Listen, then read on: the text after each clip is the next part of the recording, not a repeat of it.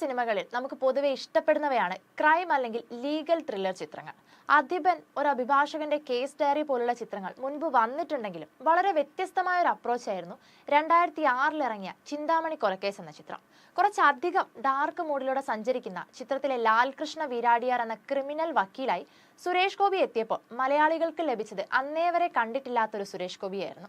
രൂപത്തിലും ഭാവത്തിലും അമ്പരിപ്പിച്ച സുരേഷ് ഗോപിയുടെ ആ ലാൽകൃഷ്ണ ഇന്നും മലയാളികൾക്ക് മറക്കാനാവാത്തതും രോമാഞ്ചം തരുന്നതുമായ ഒരു ക്യാരക്ടറാണ്.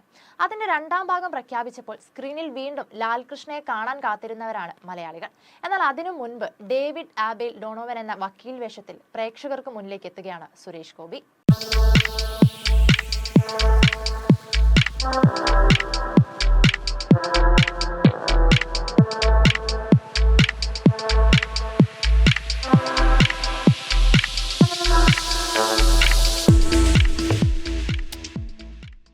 ഇത്തവണ ലോക്സഭാ തെരഞ്ഞെടുപ്പ് റിസൾട്ട് വന്നപ്പോൾ സുരേഷ് ഗോപിയായിരുന്നു താരം. കേരളത്തിൽ അക്കൗണ്ട് തുറന്ന BJPയുടെ തുറുപ്പ് ചീട്ടാണ് അദ്ദേഹം എന്ന് പറയാം. പക്ഷേ രാഷ്ട്രീയത്തിന് മുൻപ് അദ്ദേഹം വിഹരിച്ച മേഖലയാണ് അഭ്രപാളിയിലെ പോലീസ് വേഷങ്ങളും വക്കീൽ വേഷങ്ങളും. അതിനായി കാത്തു നിന്നിരുന്ന മലയാളികൾക്ക് മുന്നിലേക്കാണ് പുതിയ ചിത്രമായ JSKയുടെ ഫസ്റ്റ് ലുക്ക് പോസ്റ്റർ പുറത്തുവിട്ടിരിക്കുന്നത്. പ്രഖ്യാപനം മുതൽ ഏറെ ചർച്ച ചെയ്യപ്പെട്ട ചിത്രം കൂടിയായിരുന്നു JSK എന്ന Janaki versus state of Kerala. Suresh ഗോപിയെ നായകനാക്കി പ്രവീൺ നാരായണൻ തിരക്കഥ എഴുതി സംവിധാനം ചെയ്യുന്ന ചിത്രമാണിത്.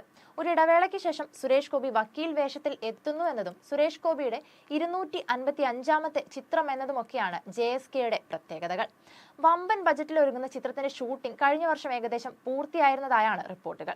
JSKയിലെ ക്ലൈമാക്സ് ഫൈറ്റ് സീനുകളുടെ ഷൂട്ടിംഗ് അന്ന് വലിയ വാർത്തയായിരുന്നു. 1.5 കോടി ചെലവിട്ട് 7 ദിവസം കൊണ്ടാണ് നാഗർകോവിലിൽ ആ ക്ലൈമാക്സ് ഷൂട്ട് ചെയ്തതെന്നായിരുന്നു വാർത്തകൾ. അനുപമ പരമേശ്വരൻ ചിത്രത്തിൽ ഒരു പ്രധാന കഥാപാത്രമായി എത്തുന്നുണ്ട്. ഒരു ഇടവേളയ്ക്ക് ശേഷം അനുപമയുടെ മലയാള സിനിമയിലേക്കുള്ള തിരിച്ചുവരവ് കൂടിയാണ് JSK. അതേസമയം സുരേഷ് ഗോപിയുടെ തന്നെ 251ാം സിനിമയായിട്ടായിരുന്നു ചിന്താമണിയുടെ രണ്ടാം ഭാഗം LK2 എന്ന പേരിൽ അനൗൺസ് ചെയ്തത്. ചിന്താമണി കൊലക്കേസിന് തിരക്കഥ ഒരുക്കിയ AK സാജൻ തന്നെയാണ് രണ്ടാം ഭാഗത്തിന്റെയും തിരക്കഥ. കുറ്റം ചെയ്തവരായ തന്റെ കക്ഷികളെ കോടതിയിൽ വാദിച്ച് ജയിപ്പിക്കുന്ന വക്കീലാണ് LK എങ്കിലും പാപം ചെയ്തവർ മരിക്കണം, എന്നാലേ കോസ്മിക് ബാലൻസ് തെറ്റാതിരിക്കുന്നു എന്ന് വിശ്വസിക്കുന്നയാൾ കൂടിയാണ് അദ്ദേഹം.